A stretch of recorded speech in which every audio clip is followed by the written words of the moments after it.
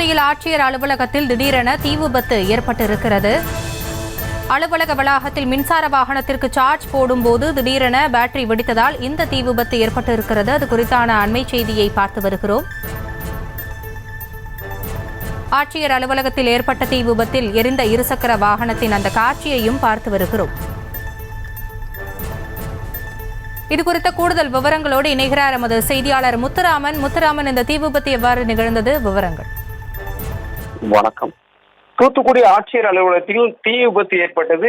இதன் காரணமாக ஊழியர்கள் மற்றும் மாவட்ட ஆட்சியர் அலுவலகத்தில் வந்தவர்கள் அக்கமத்தில் அலறி அடித்து ஓட்டம் பிடித்தனர். மாவட்ட ஆட்சியர் அலுவலகத்தில் தற்கால பணியாளராக முத்துக்குமார் என்பவர் எலக்ட்ரீஷியனாக பணிபுரிந்து வருகிறார். இவர் இந்த 2 சக்கர வாகனம் தீப்பற்றி மலமலன் எரிய தொடங்கியது. ஆட்சியர் அலுவலகத்தில் தீ ஏற்பட்டதால் அதிகாரிகள், ஊழியர்கள் மற்றும் பொதுமக்கள் அலறி ஓட்டப்பட்ட ஒரு சூழ்நிலை ஏற்பட்டது. மாவட்ட ஆட்சியர் அலுவலகத்தில் ஊரக வளர்ச்சித் துறையில் இன்று மாலை மின்சாரத்துக்கு சார்ஜ் போடும்போது திடீரென பேட்டரி வெடித்து தீப்பிடித்து ஏற்பட்டது. இதனால் பேட்டரி மற்றும் 2 சக்கர வாகனமும் அருகில் நிறுத்தப்பட்டிருந்த டிவிஎஸ் எக்ஸல் வாகனமும் தீப்பற்றியது. மேலும் உள்ள டிரான்ஸ்பார்மர் வெடித்து புகை மண்டலமாக காட்சியாக மாறியது. இதையடுத்து ஆட்சியர் அலுவலகத்தில் இருந்த ஊழியர்கள் அனைவருமே அலறி அடித்து சென்றனர்.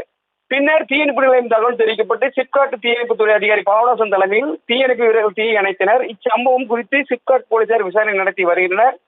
இச்சம்பவம் ஆட்சியர் அலுவலகம் பெரும் பரபரப்பை ஏற்படுத்தியது. தூத்துக்குடி மாவட்ட ஆட்சியர் 3வது தளங்கள் உள்ள இதில் ஊழியர்கள் பணிபுரிந்து வருகின்றனர்.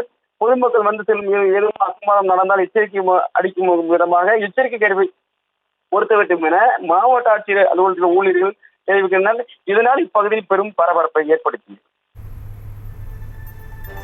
விவரங்களுக்கு நன்றி முத்துராமன். செய்திகளை உடனுக்குடனும் துல்லியமாகவும் தெரிந்து கொள்ள சப்ஸ்கிரைப் பண்ணுங்க.